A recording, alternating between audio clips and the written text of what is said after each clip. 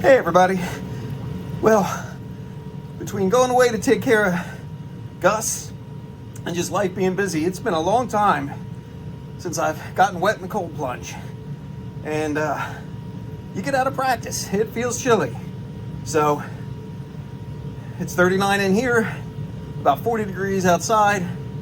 Still not topping those New Jersey times, but it is definitely a test to sit in here. So I thought I would share with you something I've been reading lately, going a little bit outside the box, and I probably shouldn't have got my hand wet, but let's see how this works. I have been reading Finding Your Walden, How to Strive Less, Simplify More, and Embrace What Matters Most. And the passage that struck me had to do with our time online, so I'm going to share some of that. During an age when the assembly lines of factories replaced the individual work of craftsmanship, Thoreau worried that people would soon mimic machines. He has no time to be anything but a machine, he wrote, of working people in the era of industrialization. What Thoreau didn't foresee, however, was the dystopian plot twist of the 2020s, that people would one day need to curry favor with machines to communicate with one another. Algorithms have become arbiters of taste and gatekeepers of connection. If something has a message they want to share, a piece of art, of writing, of music, of activism, they must win over the algorithms of social media to reach their audiences.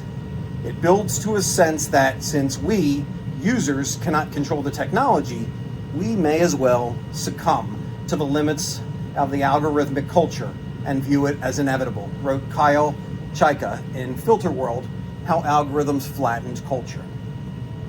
What meets the algorithm's rules gains momentum, so the popular becomes more popular and the obscure becomes even less visible. When the internet was in its infancy, it held the potential to democratize art and media. A newbie writer could blog as easily as a famous author could. There was hope that the misfits would rise. Now, however, artists and writers face a choice: serve the algorithm or risk irrelevancy. The algorithm doesn't prioritize weird or quirky thinkers. It uplifts what already works and promotes those willing to conform to its rules. Men have become the tools of their tools, Thoreau wrote. And what made me think about this even more was I found this book when Myra, Matthew, and I were in Savannah. And we went to a wonderful bookshop, E. Shivers Bookshop. And for those of you who have forgotten the joy of a bookshop, you get to walk and peruse and not be told what to pick, but you get to look and hold the books and see. You know, so much of Amazon and Barnes & Noble or wherever you search online for your books, they're curating what they think you'll like, and it stops you from discovering the wonderful surprises that are out there. So treat yourselves, live a little bit in the physical world. Sign off from online, go out to a bookshop, go to a museum and look at art, but make some decisions on your own. As always, friends, be grateful and enjoy the day ahead of you.